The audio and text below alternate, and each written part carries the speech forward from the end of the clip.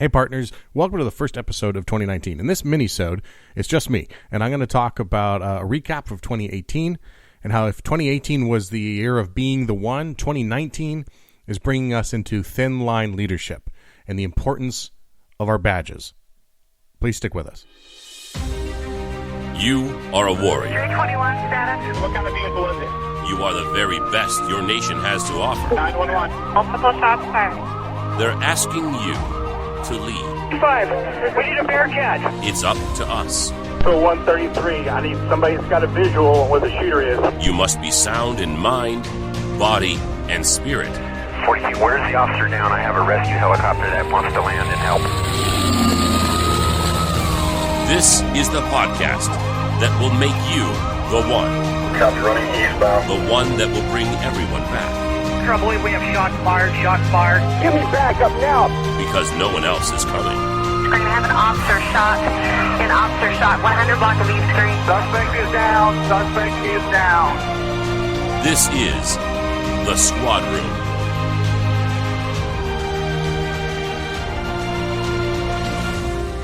Hello, everybody. Welcome back to the Squad Room. This is a solo episode, just me. I'm your host, Garrett Tesla. I'm a sergeant for a sheriff's department in Southern California.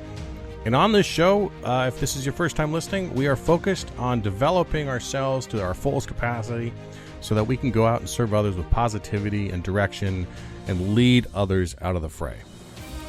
If you're new to the show, then you hear this in the intro, or you've heard this before about being the one, and that's a big theme of 2018, and it's going to continue in this podcast too, because to me that is such a visual and important idea, and it just strikes me for what we do.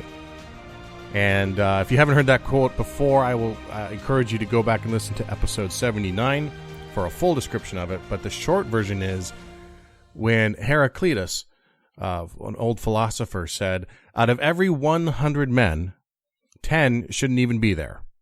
80 are just targets. 9 are the real fighters, and we are lucky to have them, for they make the battle. Ah, but the one is a warrior, and he will bring the others back. Now, that's a quote that always strikes close to me and strikes at my heart about how it's our obligation to be the one. It's our obligation in our chosen profession, and you can take any mix of 100 people, whether it's 100 cops or 100 citizens, or 100 soccer coaches or soccer moms or little league coaches, whoever it is, whatever group you are a part of, your goal is to be the one. A lot of you out there are being the one. I see it on our Facebook group and in the messages I get, the direct messages, the stuff on the website, the emails. It's fantastic. I'm happy and excited to know that this show is having an impact for many of you, and looking forward to continuing that as well. And to be honest, I get as much an impact from the work you do. I get a lot of thank yous and stuff like that, and that's very flattering and very nice. But seeing the work that you are doing out there keeps me moving forward as well. So I am absolutely getting something out of this relationship. When I started the Squad Room, and I've talked about this a little bit before, the reason for the title is, in my area, or at least in my department, the Squad Room is what sometimes is known as the briefing room, where the patrol guys congregate every morning or every night shift to share information, distribute briefings, give out the hot sheets, whatever, and typically led by a sergeant or lieutenant. And you get updated knowledge of what's happening in your area. And the goal was to develop a podcast that could do the same sort of thing on a much more massive scale. Provide information, share tips, exchange information that could help you go out into your shift and be safer, be smarter, be more tactical, be better. And that's why we cover a wide range of topics on this show, because all of these things in one way or another should make you and me better. That's the goal. If this wasn't improving us, then there's no point in really doing it. And I don't like this title of self-help. I prefer an idea of personal development. Because if you are cynical about this self-help idea, consider the fact that we are always training. All of us who are sworn go through in-service training, because these are all perishable skills. And it's important to refresh our abilities and our knowledge and expand our skill set at all times, regardless of how much time we've had on. And we should be doing that same stuff in our own lives, whether it's in our financial health, our relationships with our spouses or significant others, our family, our relationship with our kids. How are we developing our activities outside of law enforcement? Are we too focused on this identity of being in law enforcement that we are whittling away at our identity to the point where we have nothing left? So be focused on your personal development. So anyway, squad room, that's why I called it that. I could have called it the briefing room, or, well, if I was in Canada, the parade room, as I've learned. Sorry, Australia, I'm not sure what you guys call it. But regardless, the point was that's why the podcast was named the way it was, because I wanted something to describe a sharing of ideas. So 2018, I had a lot of big ideas. And if you ask my wife, I have lots of big ideas, and I'm a little short on execution. But 2018 was going to be my year. At least I thought it was going to be my year. I spent the first 3 months of it, however, knee-deep in a natural disaster in my area that killed dozens of people, tore people out of their homes, and eventually led to my first TEDx talk many, many months later, which I never anticipated or expected to be the end result of such a horrific event. But anyway, I started 2018 with some grand ideas that got sidetracked by mandatory overtime and 80-hour work weeks. Well, that stuff happens, and anyone who's been in this job for any amount of time understands that. So I had to adjust course and move. And then, right as that was ending, I was asked to talk about that experience. And if you've ever seen a TED Talk, well, you might have an idea of what they're like. But to give one, I love TED Talks, and to give one is a much different experience than watching one. TED Talks are 12 to 18 minutes. Mine was supposed to be 12 minutes on the dot. And it's a memorized speech. There is no free form, off the top of your head, off the cuff kind of talk. It is all memorized. Everything about it is, well, choreographed. So it takes a lot of different work and a different skill set than the stuff I'm used to in the natural sort of presentations or the talking on this podcast, where if I screwed up right now, I could just hit edit, click, and you'd never know that I did anything different. I'm pausing there for effect, but I didn't actually edit anything there. Anyway, that took a tremendous amount of time, and it was a complete bucket list item. But of course, it changed the course of my year as well, and I had to, of course, adapt and overcome to that as well. So I spent 2018, though, after this disaster, and my experience watching these people who were struggling, who lost houses, who lost family members, and watched as they looked to us to lead them. And they were looking for, they were practically begging for people to guide them and show them the way, to be the one. And in a situation like I was in, where people were dying in mudslides, many of my partners were literally the ones to bring people back. They needed somebody to look at and follow. They needed a guide. And as a result, I spent a lot of time in 2018 developing and fleshing out an idea that I'll share in a minute. But it was really about what kind of impact and what kind of legacy am I going to leave? That was really what 2018 was about for me. And it wasn't that I was creating a lot of action on that idea, but I was spending a lot of time thinking about it. What was my legacy? What was I going to leave behind after I'm gone? I have 2 young kids. What are they going to say about me 3 years after I've died? What if and I've gotten this from Scott Mann, who's been a guest on the show and will be again in a few weeks. But think about your legacy and he calls it leaving tracks. But imagine what if your son or daughter is out to coffee or out having a beer 3 years after your death, or when they're mid-20s, and their buddy asks them, "Tell me about your dad," or "Tell me about your mom." What do you want them to say? So that practice impacts me quite greatly. And as a result, I started developing a program and a self-regulation tool that I had first started in 2017 and began playing with and tweaking and trying different things, and I want to present to you now. Because I think it is something that will help you. Let me rephrase that. It's something that I know will help you. And it will help us do our jobs better. It'll help us be more fulfilled. And it has certainly worked for me. And the whole point of the show, like I said about the naming of the squadron, was for me to share information with you that I know works. So this is one where there are a lot of things that encompass it. And nobody, including myself, will ever complete this cycle. But it's a constant evaluation of our status to determine where we need to go and what we need to do better.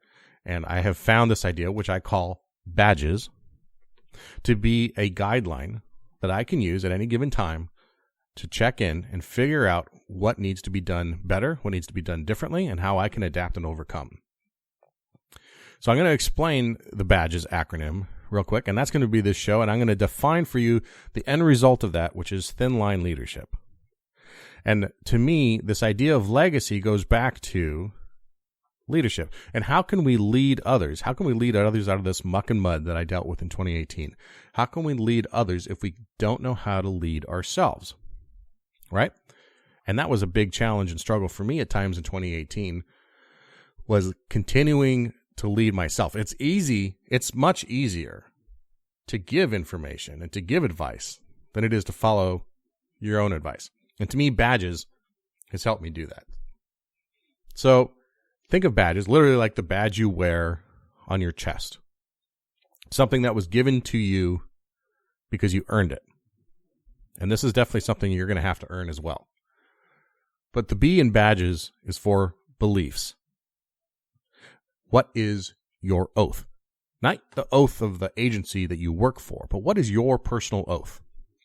And we're going to spend time in 2019 going through each of these ideas. I'm going to give you some tools, some strategies, some action plans to help you figure out each of these items, these questions that I'm posing. So this is just a warm-up. But what is your oath? What do you believe in? Why are you here? And are you willing to be the one? And what does that take? What are you willing to fight for? And why? What is your why? Are you committed to developing your thin line leadership? Everything stems from your beliefs. Everything else that comes out of this and everything that comes after the B comes from your beliefs and what you're willing to do and understanding why you're here. So beliefs. The A is actions. What's your ops plan? Your operational plan. Okay, will you be able to execute on your beliefs? Are you setting up a command post in your life? I'll explain that more at another time, but it means how are you developing your own self-awareness? Are you putting your beliefs and your actions in sight alignment with each other? And who are your strategic partners, your beat partners as I call them? Who are the people in your life that you can call upon in one way or another to help you? And who can you be a beat partner to as well? The D is discipline. What's your training plan? Anytime any of us go to in-service training, whether it's the quarterly qual or your in-service evoc or rest and control or anything else, there is a training plan for the day. There's goals and objectives. There's things that need to be covered. There's a curriculum. There's an attendance sheet. Okay? And your states track what your training is. We need to be doing the same thing. Okay? The first step in that is establishing a perimeter. Just like when SWAT comes in and hits a house, before they go in, the first thing they do is surround it. They make sure that they've locked it up and that there's no chance of escape. And our actions need to have the same effect. Right? And so we do that through discipline and establishing a perimeter and the types of behavior we will and will not participate in. That involves developing habits, strategies, momentum, and motivation. All right, the G is for goals. And I call this your front sight focus. Because to me, I've struggled, and this is a perfect time of year to put out a blurb about goals with everybody doing their New Year's resolutions and hashtag New Year, New Me. But frankly, I think all that is pretty much nonsense. At least it's never worked for me in any great way. It's worked for a couple weeks, and then it peters out. And I have found through my plus 40 years and through more failures and successes that you need to have front sight focus. Well, what's that mean? Well, imagine you're at the range, right? And you're off target. You're not shooting well. You're pushing it, or you're pulling it, or you're just flinging them. And one of the first things an instructor is going to do is to remind you to focus on your front sight, not the target. If you're focusing on the target, you're going to send the lead every which way. The only way to get it on point and to actually hit the target is to focus on your front sight. And what that applies to and what that means is the front sight is if the target is your goal, the front sight is between you and the goal. And that front sight is the path that your bullet is going to take, right? Your goals are the same way. They work the same way as your gun. And it's about process, not outcome. So the front sight is how you line up your goals, the front sight is about how you line yourself up with your goals. The target is your goal, and you use the front sight to get there. The front sight is the process.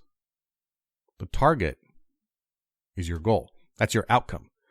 And so for me, I have found much better success when my goals are about the path, the process, not the outcome.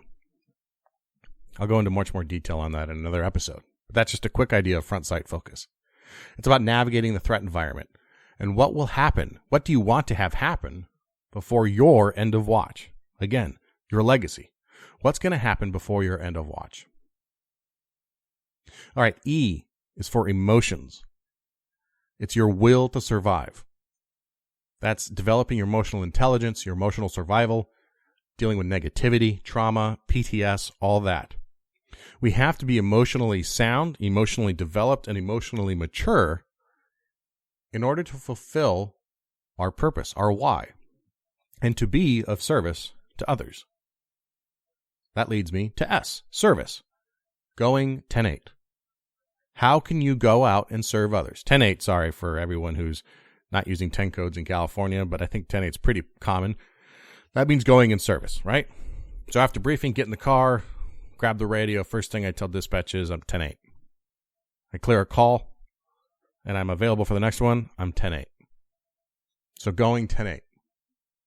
How are you going out in service of others? How can you get more out of your life? By actually serving others and serving those who serve you. This job, particularly law enforcement, and I suspect fire as well, is really a two-person job. If you have a family, if you have kids at home, it is definitely a two-person job. It takes you to actually go out there, strap on the vest and the gun belt, and go out and push a black and white, or go out and work a detective desk. And it takes someone else to run the rest of your life while you are off doing that. You know, we just had a triple homicide in my area just a couple days ago, and it resulted in an OIS. And my partners have been working 24 hours straight, maximum overtime, trying to resolve some of these issues. And they've done that many, many times before, and they will many, many times again, as have I. But the world still turns, and people still have to keep our house running, feed the kids, get them to school, figure out summer camps, whatever. We need to be able to serve those people as well. And I say that with full knowledge that that is an area that I am seriously lacking in. So all of those things, badges, beliefs, actions, discipline, goals, emotions, and service, those are the 6 areas of your life that I believe that if you focus on, and we can go through these together, and we're going to go through these things throughout the year in different ways, that if you focus on those things, other great things will come, and everything will fall into alignment, and you will develop your thin line leadership. And I'll define that quickly because it's simple. Thin line leadership is the service and sacrifice to others because no one else is coming. It's your ownership and your acknowledgement of your obligation to go out and be the one to bring others back. Because we know more than anyone else that after we get there, no one else is coming. It's up to us. So what can you expect from this idea? Well, there'll be episodes like this where we will flesh out a part of each of those ideas in one way or another throughout the year. Some of our guests will reflect directly on some of these ideas. Some of our guests will have a more broad appeal. They may not be directly related to one of these things, but we have a lot of guests lined up, a lot of great guests. And the focus of this year is not just physical fitness, but on development, personal development, developing yourself, myself, your partners into the one, and putting out this idea of thin line leadership. So we're still going to be doing interviews. We're going to have these short episodes. There's going to be a lot of stuff on Facebook Live on the group. So if you're not a member of the group right now and you're on Facebook, please search out the Squad Room Podcast group. It's a closed group. Get in there, sign up. You'll see stuff from me getting posted a lot more frequently with the videos and the stuff like that, and posing some of these questions. And that's where I will supply some of the downloads. And also get on the mailing list, because the mailing list will be where I really give out a lot of the free downloads and stuff about some of the workbooks and that sort of stuff that goes with this. And if you're listening, you can text The Squad Room, all one word, to 44222 to get signed up from your phone. Or you can just go to thesquadroom.net and sign up for our mailing list there as well. So Facebook Lives, there will be posts there. We'll do some Zoom calls. I'm going to try a handful of those this year where we can get on and we can see each other face to face, and I can share some of these ideas, and you can actually ask me questions, and we can share tips and strategies, knowledge, skills, and abilities to help each other get better. But the focus and the theme of this year is going to be on leading ourselves so that we can discover our abilities, our potential, our KSAs, our knowledge, skills, and abilities, and make everybody here a subject matter expert in thin line leadership. If you have any comments, questions, concerns, you can always email me, Garrett@thesquadroom.net. That's 2 R's, 2 T's. And post on social medias at The Squad Room on Instagram and Twitter. And, of course, join that Facebook group, and you'll see some content there. I hope everybody has a happy and healthy and safe 2019. I'm excited to share this stuff with you. I've been using it for a year now, and I'm convinced that it's going to help make you be the one. Thanks for listening, and we'll see you back here next week.